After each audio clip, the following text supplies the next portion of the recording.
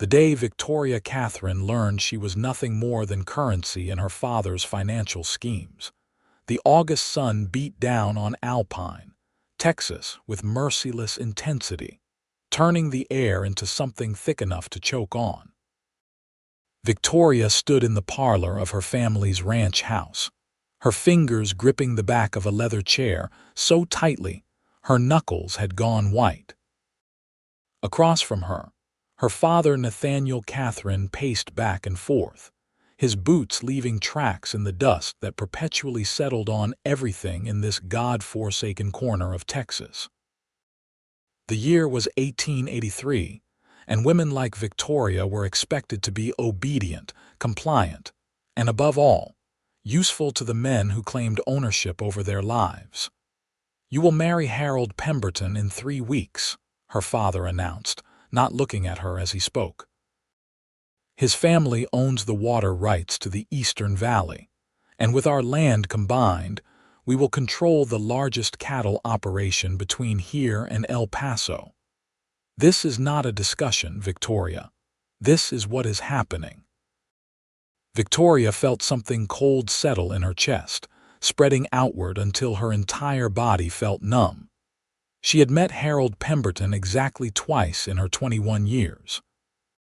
He was 47 years old, had buried 2 wives already, and looked at her the way men looked at horses they were considering purchasing. His eyes would travel over her body with an appraising quality that made her skin crawl, lingering on her waist and hips as if calculating her value as a breeding mare.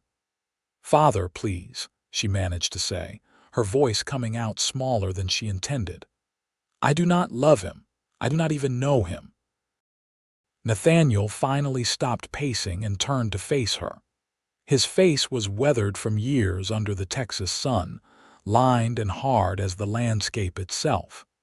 There was no warmth in his expression, no hint of paternal affection. "Love," he said, spitting the word out like it tasted bitter, "is a luxury for people who can afford it. We are land-rich and cash-poor, girl. The drought has been killing our cattle for 2 years running. Pemberton has money, and he wants a young wife who can give him sons. You will do your duty to this family." "What about what I want?" Victoria asked, and she heard the desperation creeping into her voice despite her best efforts to sound strong. "What you want is irrelevant," her father replied flatly. "You are a woman. You will marry who I tell you to marry when I tell you to marry him. That is the end of this conversation." He walked past her toward the door, and Victoria felt something crack inside her chest. "Mother would not have wanted this," she said quietly. Her father froze in the doorway, his shoulders tensing. Her mother had died 3 years ago, succumbing to pneumonia during an unusually cold winter. She had been the only person who had ever looked at Victoria with love, who had encouraged her to read books and dream of things beyond the confines of their ranch. "Your mother," Nathaniel said without turning around, "is dead, and the living have to survive in whatever way they can." Then he walked out, leaving Victoria alone in the parlor with the weight of her predetermined future pressing down on her shoulders. That evening, Victoria saddled her mare and rode out into the desert landscape surrounding their ranch. She needed to think, needed space to breathe without the walls of that house closing in around her. The sun was beginning its descent toward the horizon, painting the sky in shades of orange and pink that would have been beautiful if she had been in any state of mind to appreciate them. She rode for nearly an hour before she realized she had ventured farther than she intended. The landscape here was rockier, dotted with juniper and sodal plants that somehow managed to survive in this harsh environment. She was debating whether to turn back when she heard the unmistakable sound of cattle in distress. Guiding her mare around a cluster of boulders, Victoria found the source of the noise. A young calf had somehow gotten itself wedged between 2 rocks, its mother standing nearby, lowing anxiously. And working to free the calf, His shirt sleeves rolled up to reveal tanned, muscular forearms, was a man Victoria had never seen before.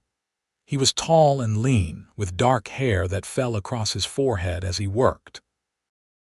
Even from a distance, Victoria could see the concentration on his face, the gentle way his hands moved as he tried to calm the frightened calf while simultaneously working to widen the gap between the rocks.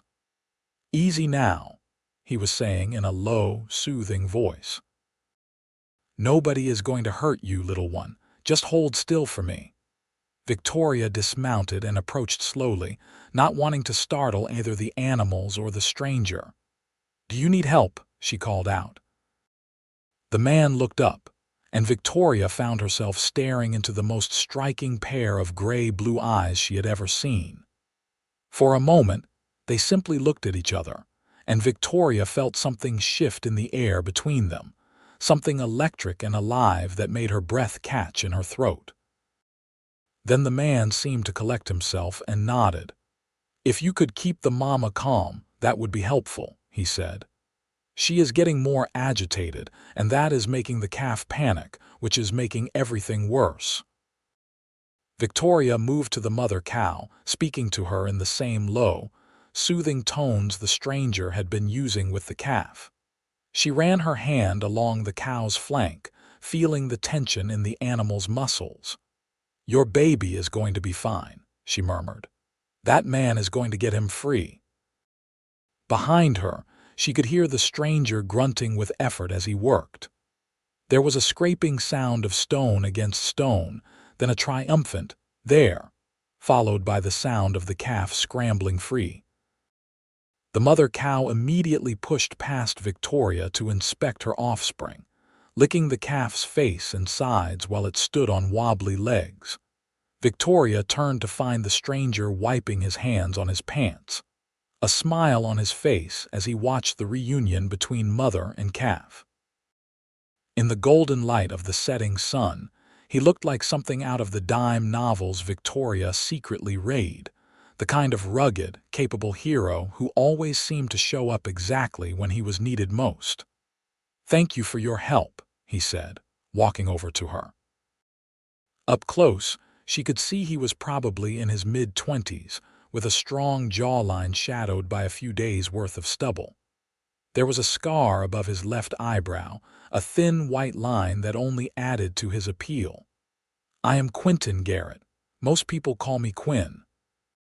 "Victoria Katherine," she replied, accepting his outstretched hand. His grip was warm and firm, calloused from hard work. "This is my father's land, actually, or at least I think it is. We own most of the range in this direction." Quinn's expression shifted slightly, becoming more guarded. "I apologize for the trespass," he said. "I have been working a herd through this territory, heading north toward Midland. One of the calves wandered off, and I came looking for him." "You are a drover?" Victoria asked, unable to keep the interest out of her voice. Drovers were the cowboys who moved cattle across long distances, living rough under the stars, answering to no one but the trail boss and the demands of the herd. It was a hard life, but it was free in a way Victoria could barely imagine. "For now," Quinn replied. "Saving up money to buy my own piece of land someday. Maybe up in Montana or Wyoming, where the grass grows green and the winters are cold but clean." He smiled then, and it transformed his entire face, making him look younger and more carefree. "What brings you out here so close to sunset, Miss Katherine? Seems like dangerous riding for a lady alone." Victoria felt her earlier despair come rushing back, crushing the brief moment of lightness she had felt. "I needed to think," she said quietly. "I needed to be somewhere my father could not find me, even if only for a little while." Something in her tone must have communicated her distress because Quinn's expression softened. "Trouble at home?" he asked gently. Victoria laughed, but it came out bitter and broken. "You could say that." She looked away, blinking back tears that threatened to fall. She would not cry in front of this stranger, no matter how kind his eyes were. "My father has decided to sell me to the highest bidder. I am to be married in 3 weeks to a man I do not love, do not know, and do not want. But what I want apparently matters less than water rights and cattle." She heard Quinn draw in a sharp breath. When she looked back at him, his jaw was tight with anger. "That is not right," he said firmly. "Nobody should be forced to marry against their will." "Tell that to my father," Victoria replied. "Or better yet, tell that to every father in Texas who sees his daughters as nothing more than bargaining chips." She shook her head, suddenly exhausted. "I am sorry. I should not be burdening a stranger with my problems. You have your own life to worry about." "Maybe," Quinn said slowly, "but that does not mean I cannot care about an injustice when I see one." He was quiet for a moment, studying her face with an intensity that made Victoria's heart beat faster. What if there was another option? Victoria stared at him. "What do you mean?" "I mean, what if you did not have to marry this man? What if you could choose a different path?" Quinn took a step closer, his eyes locked on hers. "I know we just met, and this is going to sound absolutely insane, but hear me out. I can offer you something your father's business arrangement cannot. I can offer you freedom." Victoria felt dizzy, unsure if she was hearing him correctly. "I do not understand." "Run away with me," Quinn said, and his voice was low and urgent. "Tonight. Right now. We can take your horse and ride north. I have money saved up, enough to get us started somewhere new. You would not have to marry that man. You would not have to spend your life as property to be bought and sold. You are asking me to run away with you?" Victoria asked, her voice barely above a whisper.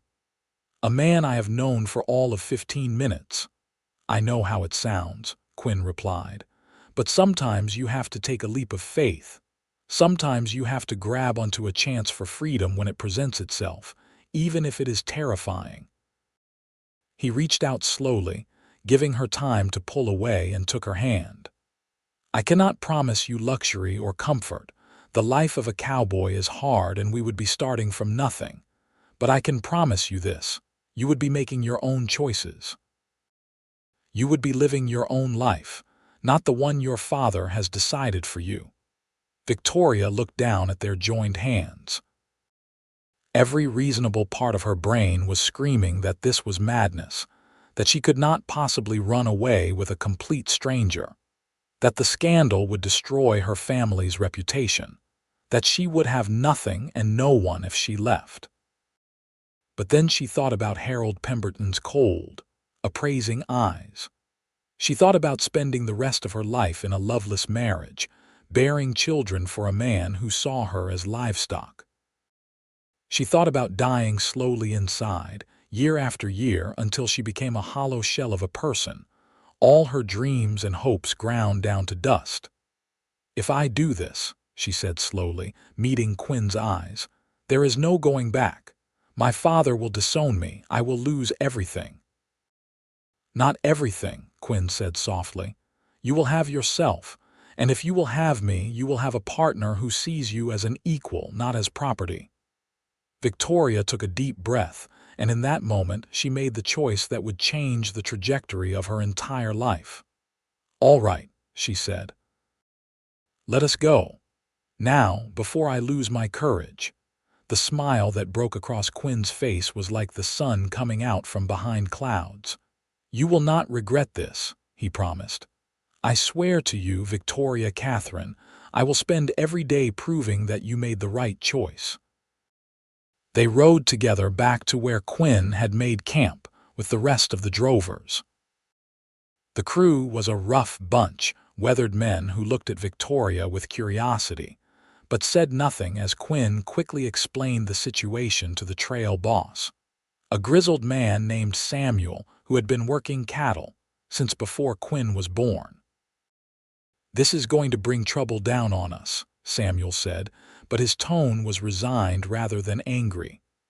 "Her father is going to come looking for her, and he is going to be mad as hell." "I know," Quinn replied. which is why Victoria and I are going to split off from the herd. You can honestly say you do not know where we went." Samuel studied them both for a long moment, then sighed. "You are a damn fool, Garrett," he said, but there was something almost fond in his voice. "But I suppose we were all young and stupid once." He turned to Victoria. "You sure about this, miss? Because once you ride out of here with him, your reputation is going to be in tatters. People are going to talk."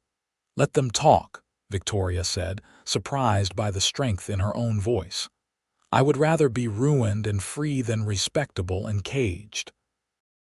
Samuel nodded slowly. "All right then. Quinn, take what supplies you need, and you better treat this girl right or I will hunt you down myself." "Yes, sir," Quinn replied. They worked quickly, gathering supplies and loading them onto Quinn's horse. One of the other drovers, a young man with kind eyes, approached Victoria and handed her a bedroll and a canteen. "It gets cold at night out here," he said quietly. "Take care of yourself, miss." By the time the moon had risen, casting silver light across the desert landscape, Victoria and Quinn were riding north, leaving behind everything Victoria had ever known. She should have been terrified. She probably was terrified if she was honest with herself. But underneath the fear was something else, something bright and fierce and exhilarating. For the first time in her life, she was choosing her own path. They rode through the night, putting as much distance as possible between themselves and Alpine. Quinn kept them to rocky terrain where their tracks would be harder to follow, and they stopped only briefly to rest the horses. As dawn began to paint the eastern sky in shades of gold and rose, they finally made camp in a small canyon that offered shelter and concealment. Quinn helped Victoria down from her mare, and she stumbled slightly, her legs cramping from so many hours in the saddle. He caught her, his hand steady on her waist, and for a moment they stood very close, looking into each other's eyes. "Are you all right?" he asked softly. Victoria nodded, very aware of the warmth of his hands, the solid strength of his chest just inches from hers. "I am tired," she admitted, "and I still cannot quite believe I did this, that we did this." "We have a long road ahead of us," Quinn said, "but we will face it together." He released her slowly, as if reluctant to let go, and began unpacking their supplies. "You should rest.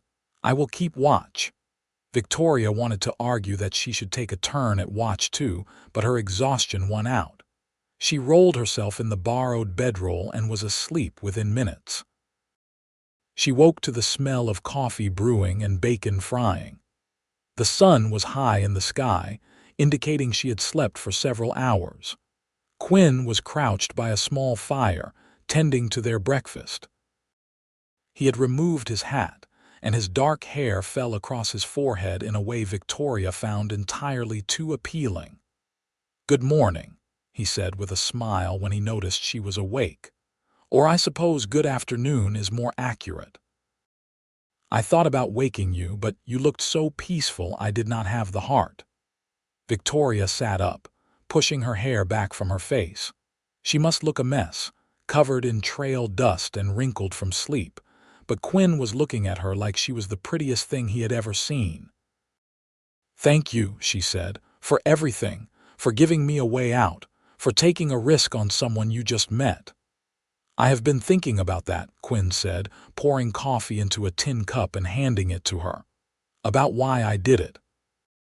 And I think the honest answer is that the moment I saw you, something in me recognized something in you. Like I had been waiting my whole life to meet you, and when I finally did, I knew I could not just let you walk away into a future that would break you." Victoria felt her breath catch. "You do not even know me." "Not yet," Quinn agreed. "But I want to. I want to know everything about you, Victoria Katherine. What makes you laugh, what makes you angry, what you dream about when you look up at the stars. I want to spend months, years, learning every detail of who you are." "That sounds like you are describing falling in love," Victoria said quietly. Quinn met her eyes steadily. Maybe I am. They sat in silence for a moment, the weight of his words hanging in the air between them. Then Quinn cleared his throat and handed her a plate of food. Eat, he said. We have another long night of riding ahead of us.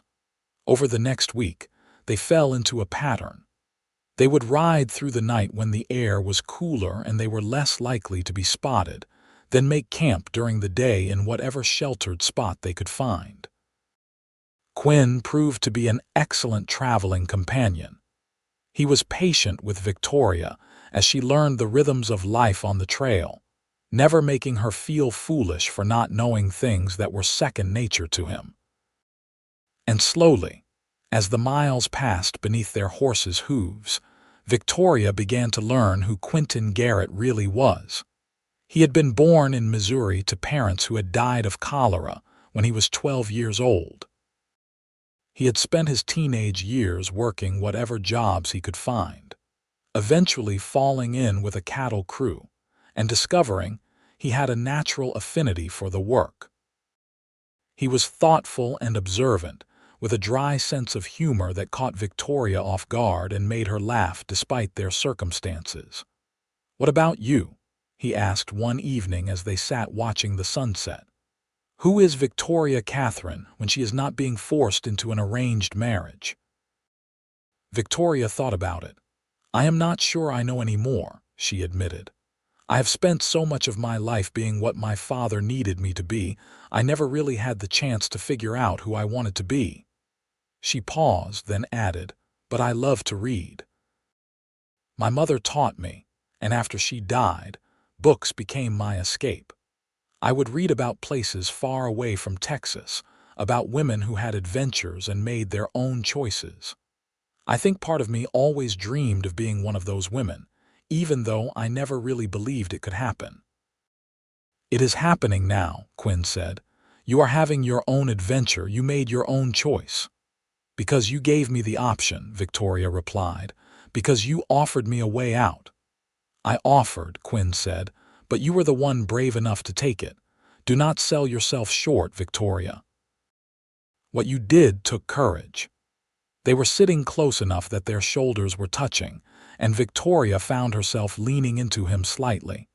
Quinn shifted, putting his arm around her, and she rested her head against his shoulder.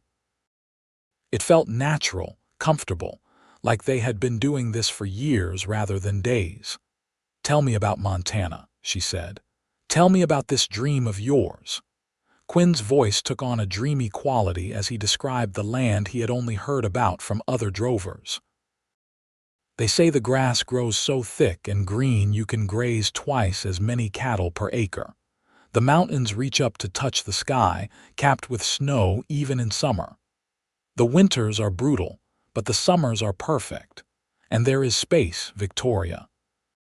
Miles and miles of open land where a person can build something of their own."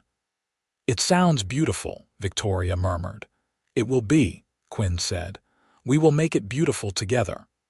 2 weeks into their journey, Victoria woke to the sound of horses approaching. She sat up quickly, her heart pounding, and found Quinn already on his feet, his hand on his rifle. "Stay down," he said quietly, positioning himself between her and the sound of the approaching riders. But it was too late to hide. 3 men rode into their camp, and Victoria's stomach dropped when she recognized the man in the lead. It was her father, and he looked murderous. "Step away from my daughter," Katherine said coldly, his rifle pointed at Quinn's chest. "Father, please," Victoria said, scrambling to her feet. "Do not do this." "Be quiet, Victoria," her father snapped. "You have done enough damage already. Do you have any idea what you have put me through? Harold Pemberton is demanding compensation for the humiliation of having his bride run off with some worthless drifter. I have had to grovel and make promises I may not be able to keep, all because you decided to throw a tantrum." "A tantrum." Victoria felt rage surge through her, burning away her fear. "Is that what you think this is? I am not a child refusing to eat her vegetables, father. I am a grown woman who refused to be sold like cattle. You are my daughter, and you will do as you are told, Nathaniel replied. Now get your things. You are coming home. No, Victoria said firmly. I am not. Her father's face turned red. I will shoot him, he said, gesturing at Quinn with his rifle. I will shoot him right now, and then you will have no choice. Then you will have to shoot me too, Victoria said, moving to stand beside Quinn. Because I am not going anywhere without him. Nathaniel stared at her, and for the first time Victoria saw uncertainty flicker across his face. You would choose this nobody over your own family, he asked. I would choose freedom over a cage, Victoria replied. I would choose love over a business transaction. And yes, I would choose Quinn over a man who sees me as nothing more than a means to an end. Love. Her father spat the word. You have known him for 2 weeks. And in those 2 weeks, he has shown me more respect and kindness than Harold Pemberton did in 2 meetings, Victoria shot back. Quinn sees me as a person, father, as someone with thoughts and feelings and desires of my own. Can you say the same? There was a long, tense silence. The other 2 men with her father shifted uncomfortably in their saddles, clearly not eager to be part of this family drama. Finally, Nathaniel lowered his rifle. If you leave with him now, you are no daughter of mine, he said, his voice hard. I will not take you back. You will be dead to me. Victoria felt tears prick her eyes, but her voice remained steady. I can live with that, she said. Can you? Her father looked at her for a long moment, and Victoria thought she saw something that might have been grief flash across his face before his expression hardened again. Goodbye, Victoria, he said. Then he turned his horse and rode away, the other 2 men following. As soon as they were out of sight, Victoria's knees buckled. Quinn caught her, holding her as she finally let herself cry. I am so sorry, he murmured into her hair. I am so sorry you had to do that. Do not be sorry, Victoria said through her tears. I meant what I said. I choose this. I choose you. Quinn pulled back just enough to look into her face. His eyes were intense, full of an emotion so powerful it made Victoria's breath catch. I love you, he said. I know it is too soon and too fast, but I cannot keep it in anymore. I love you, Victoria Katherine. I think I started loving you the moment you rode into that clearing and offered to help with that calf. And I will spend the rest of my life trying to be worthy of the choice you just made. You already are, Victoria whispered. And then she was kissing him, pouring all her fear and hope and love into that kiss. Quinn responded immediately, his arms tightening around her, holding her like she was something precious and irreplaceable. When they finally pulled apart, both breathing hard, Quinn rested his forehead against hers. We should keep moving, he said. Just in case your father changes his mind. Victoria nodded, and they quickly broke camp. As they rode north, Victoria felt something settle in her chest. She had made her choice, and there was no going back now. But as she looked at Quinn riding beside her, his profile strong and steady against the endless Texas sky, she found she had no regrets.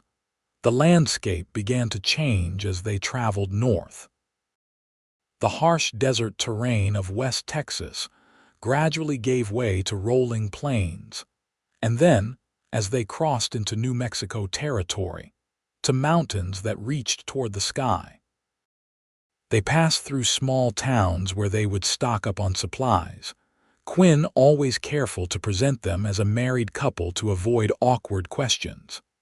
In one such town, a dusty settlement called Socorro, they stopped at a general store to replenish their dwindling food supplies.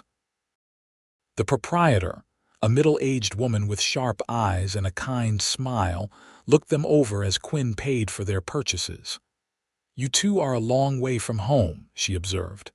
Yes, madam, Quinn replied politely. We are heading to Montana, planning to start a ranch up there. The woman's gaze shifted to Victoria's bare left hand. "Newlyweds, are you?" Victoria felt her face flush, but before she could stammer out a response, Quinn spoke up. "Not yet, madam, but soon. We have been traveling hard, and it seemed more practical to wait until we reach our destination." The woman made a disapproving sound. "It is not proper, you two traveling together unwed. What would your parents say?" "They would say we are old enough to make our own choices," Victoria replied, lifting her chin. "And they would be right." To her surprise, the woman's stern expression softened into something that might have been approval. "Well, I suppose you have got spirit, girl. You are going to need it, trying to homestead in Montana." She reached under the counter and pulled out a small bundle wrapped in brown paper. "Here. Take these extra blankets. No charge. You are going to need them once you get up north. Winters there will freeze you solid if you are not prepared." Victoria felt a rush of gratitude. "Thank you," she said sincerely. "That is very kind of you." As they left the store, Quinn took Victoria's hand. "She was right about one thing," he said quietly. "We should get married properly. Not because of what people might think, but because I want to. I want you to be my wife in every way that matters." Victoria stopped walking and turned to face him. "Quinn Garrett, is that a proposal?" He grinned. "I suppose it is. Not a very romantic one, standing in the middle of a dusty street in New Mexico, but then nothing about our courtship has been conventional." His expression grew more serious. "Marry me, Victoria. Let me spend the rest of my life proving to you that freedom and love can coexist. Let me be your partner in building a life that is entirely our own." "Yes," Victoria said without hesitation. "Yes, I will marry you." They found a preacher in Socorro, a thin man with gentle eyes who asked no uncomfortable questions when Quinn explained they were traveling and wanted to be married before continuing their journey. The ceremony was brief and simple, conducted in the small adobe church with the preacher's housekeeper and her husband as witnesses. Victoria wore the same dusty trail clothes she had been wearing for weeks, and Quinn's shirt was wrinkled. But when he slipped a simple gold band onto her finger, Victoria felt tears of joy stream down her face. "I do not have much to offer you right now," Quinn said softly as they stood together after the ceremony. "But I promise you, Victoria Garrett, I will build us a life worth living." Victoria touched his face, tracing the line of his jaw. "You already have," she said. "You gave me myself back. Everything else is just details." That night, they rented a room at the town's only boarding house. It was small and sparse, with just a bed, a washstand, and a single window that looked out onto the street. But to Victoria, it might as well have been a palace. Quinn was gentle with her, patient and attentive in a way that made Victoria feel cherished rather than used. Afterward, as they lay tangled together in the narrow bed, Victoria traced patterns on his chest and marveled at how much her life had changed in just a few short weeks. "What are you thinking about?" Quinn asked, running his fingers through her hair. "How strange life is," Victoria replied. "A month ago I thought my future was set in stone. I was going to marry a man I did not love and spend the rest of my life being miserable. And now here I am, married to a man I love desperately, about to start a completely new life in a place I have never been. It is terrifying and exhilarating all at once." "I know what you mean," Quinn said. "I have spent years working toward the dream of having my own land, but I always imagined doing it alone. I never expected to find someone to share it with, especially not someone as remarkable as you." Victoria propped herself up on one elbow to look at him. "Do you really think we can do this? Build a ranch from nothing in Montana?" "Yes," Quinn said without hesitation. "It will not be easy. There will be hard winters and failed crops and probably more setbacks than we can imagine right now. But we will face all of it together, and that will make all the difference." They continued their journey north, passing through Colorado and into Wyoming. The landscape continued to change, becoming more rugged and beautiful with each passing mile. Victoria found herself falling in love with the West in all its harsh, unforgiving glory. She loved the way the mountains looked in the early morning light, their peaks painted gold by the rising sun. She loved the endless sky that seemed to stretch on forever, making her feel simultaneously small and infinite. But most of all, she loved the man riding beside her. Quinn taught her how to track game, how to start a fire in the wind, how to read the weather in the clouds. He shared his dreams with her as they rode, describing the ranch they would build with such vivid detail that Victoria could almost see it. A small house at first, just 2 rooms but sturdy and warm. Corrals for horses, a barn for cattle, fields of hay for winter feed. And maybe, someday, children running around the yard, growing up free and wild under the big Montana sky. How many children do you want? Victoria asked one evening as they made camp. Quinn considered the question seriously. "I think 3 would be nice," he said. "Enough to help with the work, but not so many we cannot feed them all." He smiled. "What about you?" "I always wanted a large family," Victoria admitted. "Growing up as an only child was lonely. I used to dream of having brothers and sisters to play with." She paused, then added shyly, "I think I would like 4 or 5 if we are blessed with that many."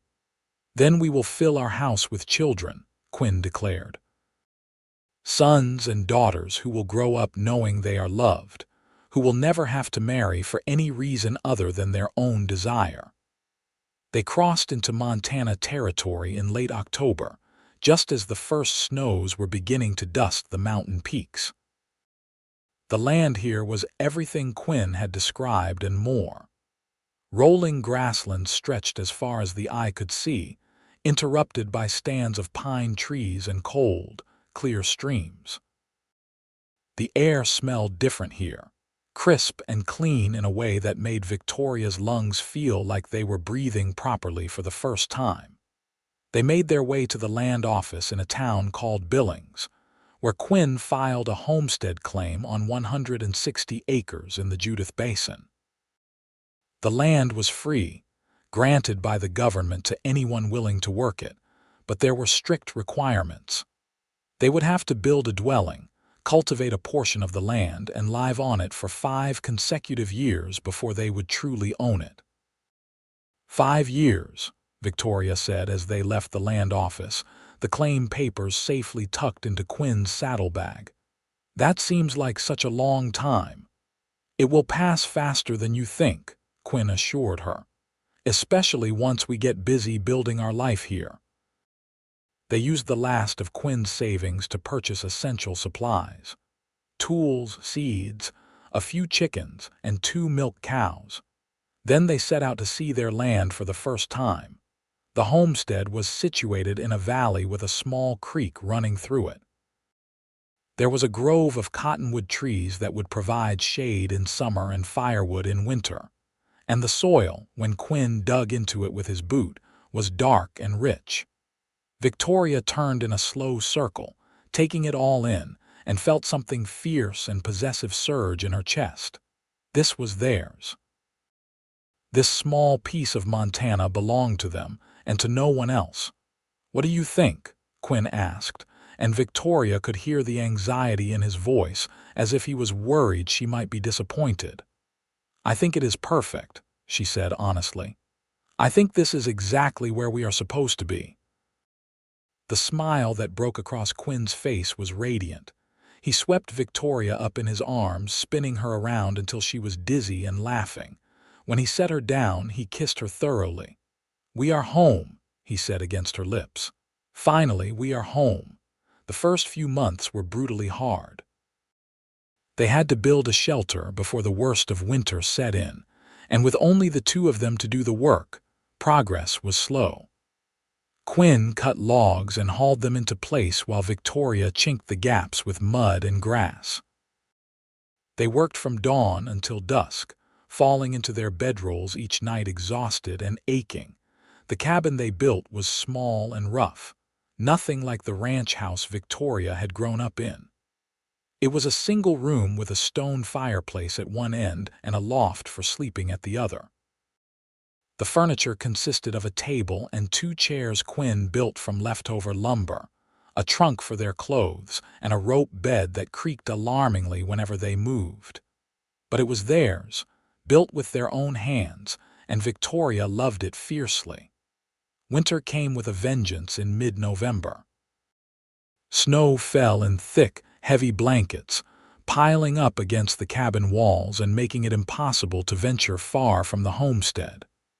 Victoria had never experienced cold like this. The wind would howl around the cabin, searching for cracks to slip through, and even with the fire burning constantly, she could see her breath inside. But the enforced isolation had its advantages. Trapped together in their small cabin, Victoria and Quinn spent long evenings talking, sharing stories from their pasts, dreaming about their future. Quinn taught Victoria to play poker using beans as currency, and she taught him the card games her mother had shown her as a child. They read aloud to each other from the 2 books they owned, a Bible and a copy of Robinson Crusoe that Quinn had carried with him for years. And on the longest, coldest nights, they would lie together in the loft, wrapped in every blanket they owned, and Quinn would tell Victoria he loved her in 100 different ways, with words and touches and kisses that made her forget all about the cold. Spring came slowly, grudgingly, but when it finally arrived, Victoria thought she had never seen anything as beautiful as the Montana prairie coming back to life. Wildflowers bloomed in riots of color, and the grass grew so thick and green it looked like a sea of emeralds. The creek, which had been frozen solid all winter, began to run again, its water so cold it made Victoria's teeth ache, but so clear she could see every pebble on the bottom. They planted their first garden, and Victoria discovered she had a knack for growing things. The seeds they had purchased in Billings sprouted and thrived under her care, producing beans and squash and potatoes. Quinn, meanwhile, spent his days working with the cattle, building fences and corrals, slowly beginning to shape the land into something productive. It was backbreaking work, and there were days when Victoria wondered if they had been foolish to think they could make a go of it out here. But then she would look at Quinn, at the satisfaction on his face as he surveyed their growing homestead, and she would remember why they were doing this. They were building something that belonged only to them, a life free from the constraints and expectations that had nearly destroyed her. In July, Victoria realized her monthly courses had not come. At first, she dismissed it as stress or the result of the hard physical labor, but when August passed with no change, she began to suspect the truth. She waited another week, wanting to be certain before she said anything, and then one evening as they sat outside watching the sunset, she told Quinn. "I think I am with child," she said quietly. Quinn's head whipped around so fast Victoria was surprised he did not hurt his neck. "You think? Are you sure?" "As sure as I can be without a doctor," Victoria replied. "My courses are 2 months late and I have been feeling queasy in the mornings. I think the baby will come sometime in early spring." For a moment, Quinn just stared at her, and Victoria felt a flutter of anxiety. They had talked about children, but perhaps not this soon. Perhaps he was not ready. But then his face broke into the widest smile she had ever seen, and he was pulling her into his arms, holding her so tightly she could barely breathe. "We are going to have a baby," he said, his voice full of wonder. "Victoria, we are going to be parents. Are you happy?" Victoria asked, needing to hear him say it. "Happy?" Quinn pulled back to look at her, and there were tears shining in his eyes. "Victoria, I am beyond happy. I am terrified and thrilled and so full of love I think my chest might burst open. We are going to have a child, our child. A little person who will be part you and part me. Victoria felt her own tears start to fall, but they were tears of relief and joy. I am scared, she admitted. I do not know the first thing about being a mother. What if I am terrible at it? You will not be terrible at it, Quinn said firmly. You are going to be an amazing mother, and whatever we do not know, we will figure out together. He placed his hand gently on her still flat stomach. This little one is lucky to have you. As autumn arrived and winter loomed again on the horizon, Quinn became obsessively focused on preparing for the baby. He built a cradle from smooth pine wood, sanding it until there was not a single rough edge that might scratch delicate skin. He added a second room onto the cabin, small but sufficient for a nursery. He hunted and fished with renewed determination, smoking and preserving meat so they would have plenty of food stores for the winter ahead. Victoria, meanwhile, spent her days sewing tiny clothes and blankets, marveling at how something so small could take up so much space in her heart already. Her body changed as the baby grew, her belly swelling until she could no longer see her feet. She felt clumsy and ungainly, but Quinn insisted she had never been more beautiful. Their second winter on the homestead was milder than the first, though still harsh by any reasonable standard. Victoria's pregnancy progressed without complication, though by February she was enormous and uncomfortable, unable to sleep for more than a few hours at a time before the baby's movements or her aching back would wake her. The baby came on a morning in early March, arriving with the kind of speed that took everyone by surprise. Victoria woke just after dawn with a cramping pain low in her belly, and before she could fully process what was happening, her water broke in a warm rush. "Quinn," she said, her voice tight with sudden fear. "It is time." Quinn, who had been stoking the fire, dropped the poker with a clatter. "Now, but it is too early, you said April." "Babies do not consult calendars," Victoria replied, gasping as another contraction gripped her. "We need help. You need to ride to the Johnsons' place and get Mary." Mary Johnson was their nearest neighbor, a sturdy woman in her 50s who had birthed 6 children of her own. She had promised to attend Victoria when her time came, but her homestead was a good 5 miles away. Quinn looked torn, clearly unwilling to leave Victoria alone but knowing they needed help. "Go," Victoria said firmly. "I will be fine for an hour. First babies take a long time. My mother told me that." Quinn rode faster than he ever had in his life, returning with Mary Johnson in less than an hour. By that time, Victoria's contractions were coming hard and fast, and she was beginning to panic, certain that something was going wrong. But Mary took charge with calm efficiency, sending Quinn to boil water and bring clean linens while she examined Victoria. "Everything is progressing just fine, dear," she assured her. "This baby is just eager to meet the world. Some of them are like that." The labor lasted through the morning and into the early afternoon. It was the hardest thing Victoria had ever done, harder than running away from home, harder than the brutal work of building the homestead. The pain came in waves that threatened to drown her, and there were moments when she was certain she could not bear it for another second. But Quinn stayed by her side the entire time, holding her hand, wiping her face with a cool cloth, murmuring encouragement. And when Mary finally said, "One more push, dear, give me one more big push," Victoria found a reserve of strength she did not know she possessed. The baby entered the world with a lusty cry that filled the cabin. "It is a boy," Mary announced, quickly wrapping the infant in a clean blanket and placing him on Victoria's chest. "A fine, healthy boy." Victoria looked down at her son, at his tiny red face and shock of dark hair, and felt love like she had never experienced before wash over her.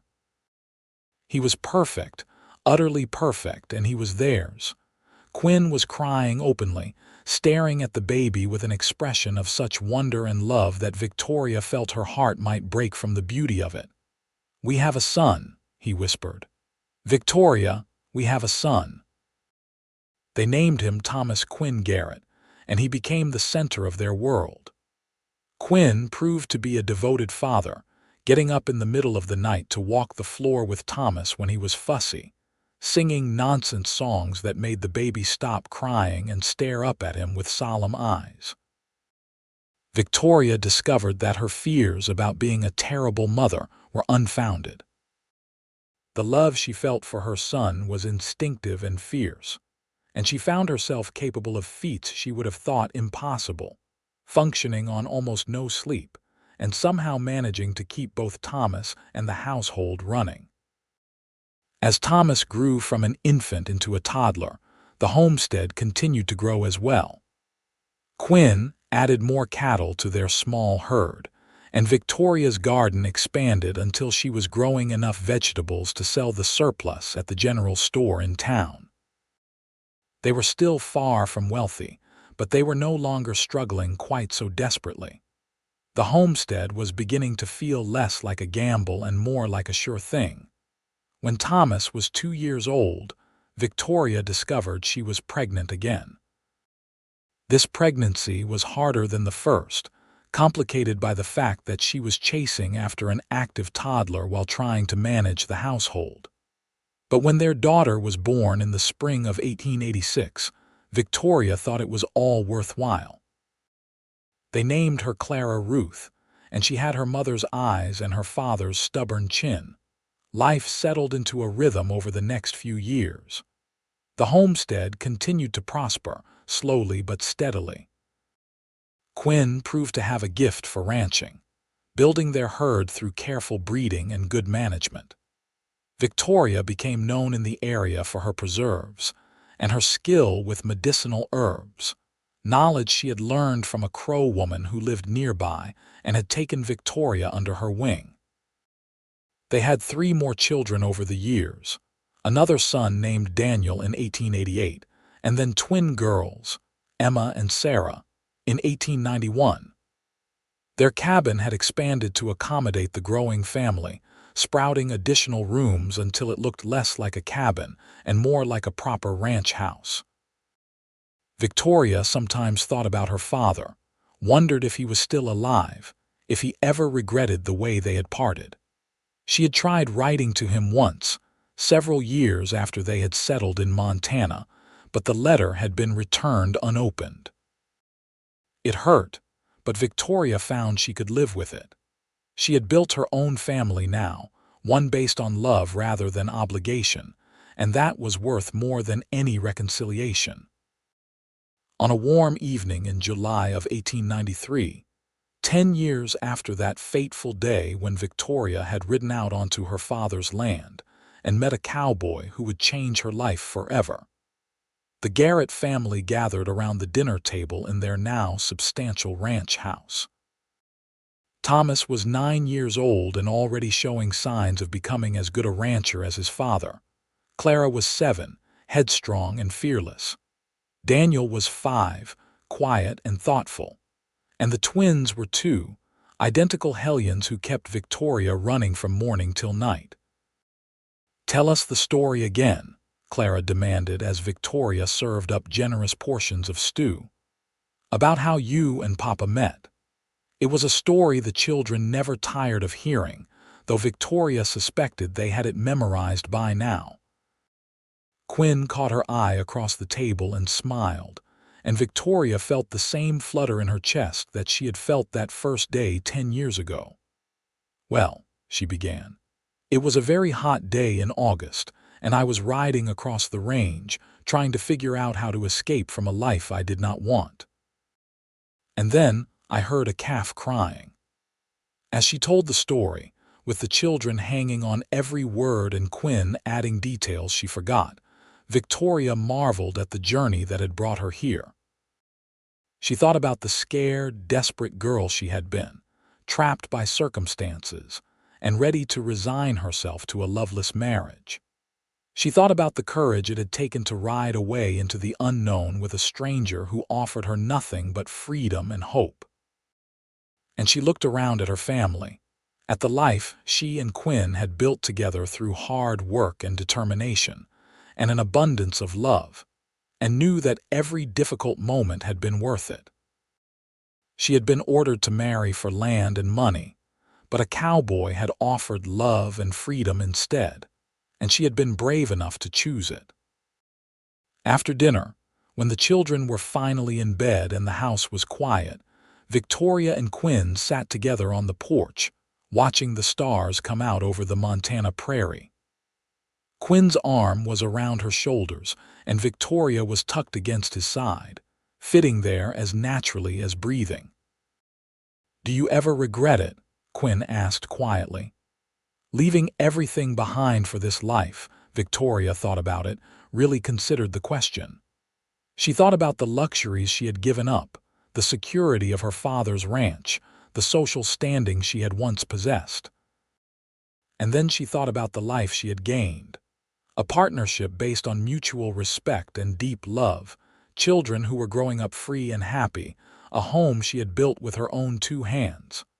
"Not for a single second," she said firmly. "You gave me the greatest gift anyone has ever given me, Quinn Garrett. You gave me a choice, and I chose you. I would choose you again every day for the rest of my life." Quinn tightened his arm around her and pressed a kiss to the top of her head. "I love you, Victoria Garrett. Today, tomorrow, and always." "And I love you," Victoria replied, tilting her face up for a proper kiss. "Forever." They sat together in the gathering darkness, 2 people who had taken a wild chance on each other and built something beautiful. The Montana wind whispered through the grass, carrying with it the promise of tomorrow and all the tomorrows after that. And in that moment, Victoria Katherine Garrett knew with absolute certainty that she was exactly where she was meant to be, with exactly who she was meant to be with, living exactly the life she was meant to live. She had chosen love and freedom, and in return, she had found happiness beyond her wildest dreams. The years continued to roll by, each one bringing its own challenges and joys. The Garrett Ranch became known throughout the Judith Basin as one of the most successful operations in the territory, built on Quinn's expertise with cattle and Victoria's shrewd business sense. Together, they navigated droughts and harsh winters, market fluctuations, and the constant challenges of raising both children and livestock. Thomas grew into a strong, capable young man who worked alongside his father from dawn to dusk. He had inherited Quinn's natural affinity for ranching and Victoria's determination, and by the time he was 16, he was essentially running half the operation himself. Clara, true to the fierce independence she had shown as a child, announced at 14 that she wanted to become a teacher. And though some in the community thought it was improper for a ranch girl to have such aspirations, Victoria and Quinn supported her wholeheartedly.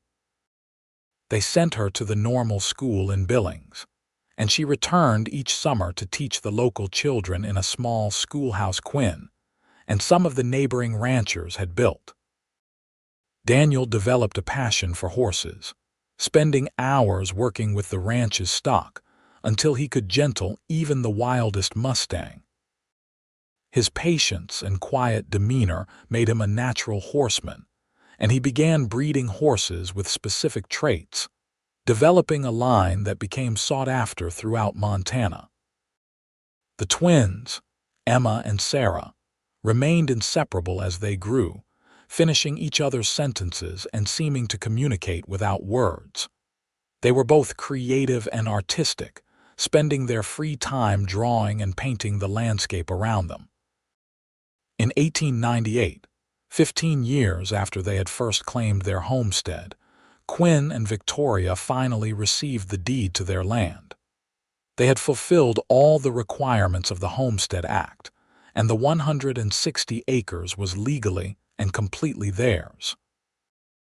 They celebrated with their children and their neighbors, hosting a party that lasted well into the night. But the moment Victoria treasured most came later, after the guests had gone home and the children were in bed. She and Quinn stood together in the middle of their land, looking up at the stars that seemed close enough to touch. "We did it," Quinn said, wonder in his voice. "We actually did it, Victoria. We built a life from nothing." "Not from nothing," Victoria corrected gently. "We built it from love." "That was never nothing." Quinn pulled her close, and they swayed together in the moonlight, moving to music only they could hear. "Do you remember that first night," he asked, "when you agreed to run away with me? I was so terrified you would change your mind, or that we would fail, or that I would somehow let you down." "You never let me down," Victoria said firmly. "Not once in 15 years. You have been my partner, my lover, my best friend. You have been everything you promised to be and more." "I had good material to work with," Quinn replied with a smile. "You were already brave when I met you. All I did was give you an opportunity to use that bravery." They stood together in comfortable silence, surrounded by the land they had tamed and the life they had built. In the distance, Victoria could hear one of the horses whinnying, and somewhere an owl hooted. These were the sounds of home, as familiar and comforting as a heartbeat. "What do you think happens next?" Victoria asked. "Our children are nearly grown. Thomas will want his own place soon. Clara has her teaching. Daniel has his horses. The twins are already talking about traveling east to study art. What will we do when it is just us again?" Quinn considered the question seriously. "I think we will keep doing what we have always done," he said finally. "We will work the land. We will love each other, and we will be grateful for every day we have together. And when our children have children of their own, we will spoil our grandchildren terribly and tell them stories about the wild old days when their grandmother ran away with a cowboy." Victoria laughed, the sound carrying across the open prairie. "You make it sound like a fairy tale." "Is it not?" Quinn asked. "A beautiful maiden trapped in a tower, a brave knight who offers her freedom, a daring escape, and a happily ever after. That sounds like a fairy tale to me.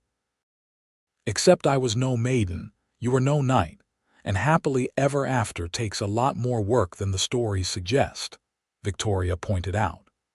But she was smiling as she said it, because despite the challenges and the hardships, she would not change a single thing about their story.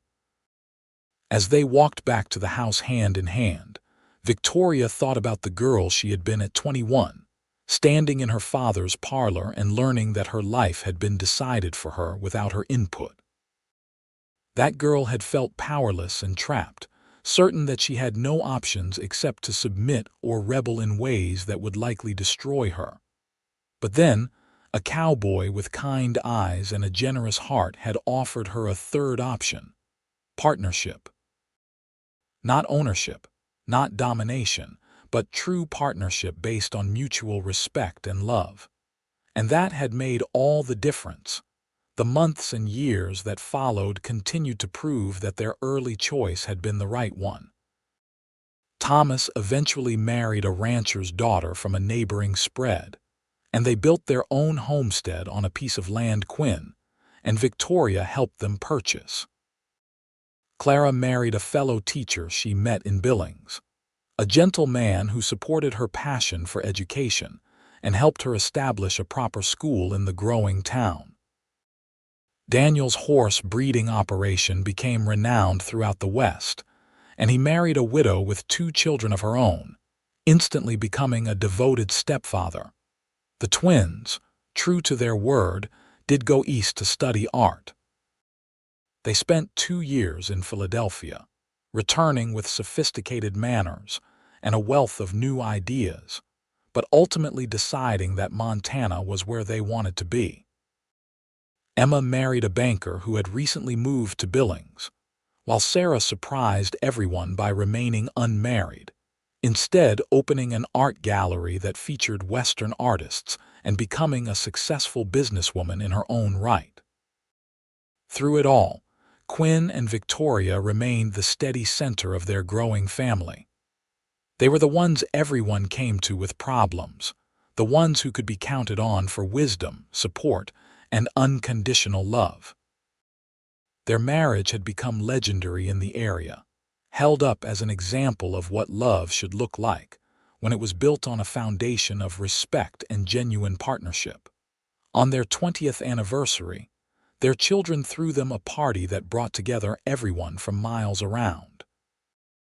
Victoria wore a dress Clara had commissioned from a dressmaker in Billings, a beautiful blue silk that matched her eyes. Quinn, who still hated formal clothes, endured a suit jacket for the occasion, though he drew the line at a tie. As they danced together in the barn that had been decorated for the occasion, Victoria rested her head against Quinn's chest and listened to the steady beat of his heart. 20 years, she murmured. It feels like a lifetime and no time at all simultaneously. I know what you mean, Quinn replied. Sometimes I still feel like that young drover who fell in love with a beautiful woman he had no business even talking to. Other times, I cannot remember what my life was like before you were in it. Do you ever wonder what would have happened if we had not met that day? Victoria asked. If you had not come looking for that calf, or if I had ridden in a different direction? I try not to, Quinn admitted, because the thought of a world where I never met you is too terrible to contemplate. You are the best thing that ever happened to me, Victoria. You and our children and this life we built together. None of it would exist if you had not been brave enough to take a chance on me. We took a chance on each other, Victoria corrected. You risked just as much as I did, maybe more. You gave up your freedom to tie yourself to a woman you barely knew. I did not give up my freedom, Quinn said firmly. I found it. Real freedom is not about being alone and unattached. Real freedom is choosing who you want to be with and what you want to build and then having the courage to commit to that choice fully. I chose you, Victoria, and that choice set me free. Victoria felt tears prick her eyes. Even after 20 years, this man could still move her with his words, still make her feel like the most precious thing in the world. I love you, she whispered. More now than I did on our wedding day, more than I thought it was possible to love another person. Right back at you, Mrs. Garrett, Quinn said with a grin. And then he was kissing her right there in front of everyone, and Victoria could hear their children groaning good-naturedly and their friends whistling and cheering. As the years advanced into the new century, Quinn and Victoria gradually began to step back from the day-to-day operation of the ranch, turning more and more responsibility over to Thomas and his family. They remained active and involved, but they also allowed themselves the luxury of simply enjoying life without the constant pressure of survival that had defined their early years.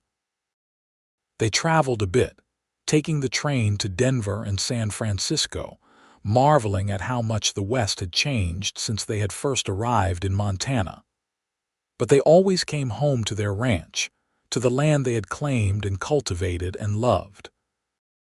Victoria took up painting, inspired by the twins' artistic endeavors, and discovered she had a talent for capturing the Montana landscape in watercolors.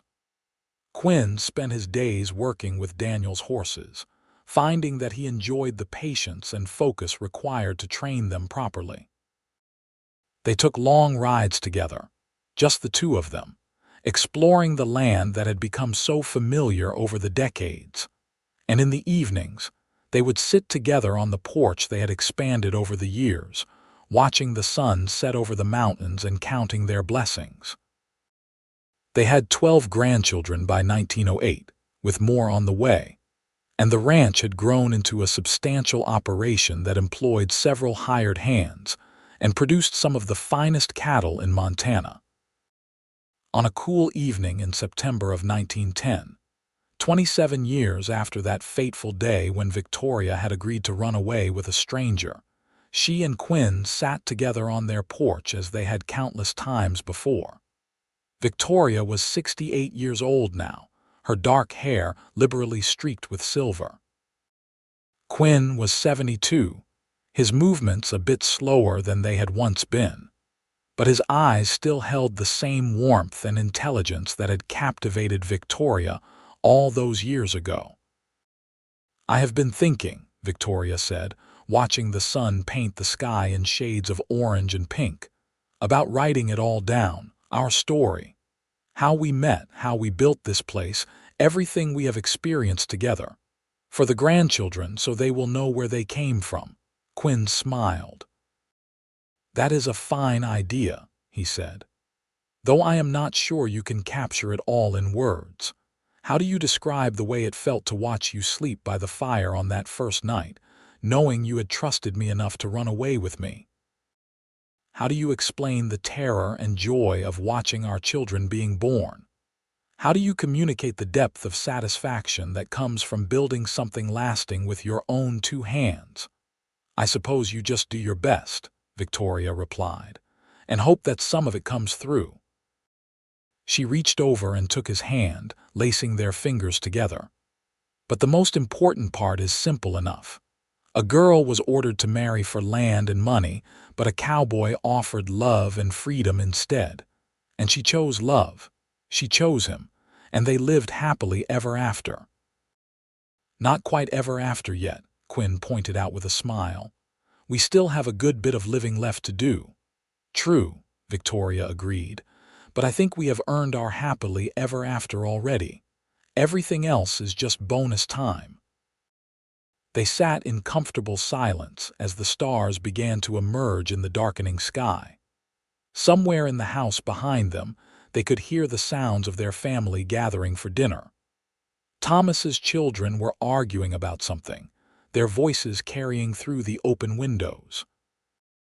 Clara and her husband had arrived for a visit, and Victoria could hear her daughter laughing at something Quinn Jr., their oldest grandson, had said. "You know what the best part is?" Victoria said suddenly. "What?" Quinn asked. "This. Right now. After everything we have been through, all the struggles and triumphs, the heartaches and joys, we still choose each other. Every single day I wake up and choose you, and I know you choose me. That has never changed, not in 27 years." Quinn lifted her hand to his lips and kissed it gently. "And it never will," he promised. "You are stuck with me, Victoria Garrett, in this life and whatever comes after." "Good," Victoria said simply. "That is exactly how I want it." As they rose to go inside and join their family for dinner, Victoria paused and looked back at the land spreading out before them. The ranch they had built from nothing, the legacy they would leave to their children and grandchildren. This was what freedom looked like, she thought. Not the absence of commitment or responsibility, but the presence of choice. The ability to decide for yourself what your life would be, who you would love, what you would build. 27 years ago, she had been a frightened girl with no options and no hope. And then a cowboy with kind eyes and a generous heart had shown her a different path. He had offered her partnership instead of ownership, love instead of obligation, freedom instead of a cage. And she had been brave enough to take it. That single choice had changed everything. It had led to this moment, to this life, to this profound and enduring love that had sustained them through every challenge. And if Victoria could go back and do it all again, knowing every hardship they would face and every sacrifice they would have to make, she would not change a single thing. Because in the end, love and freedom were not opposing forces. When you found the right person, when you built a partnership based on mutual respect and genuine affection, love became the ultimate freedom. The freedom to be yourself, to dream your own dreams, to build a life that was authentically yours. Quinn held out his hand to her, and Victoria took it, letting him pull her close for one more kiss before they went inside. "I love you," he whispered against her lips. "I love you too," Victoria whispered back. "Today, tomorrow, and always." And with that, they turned together and walked into their home, into the warmth and noise and love of the family they had created, ready to embrace whatever time they had left with the same courage and joy that had defined their entire journey together.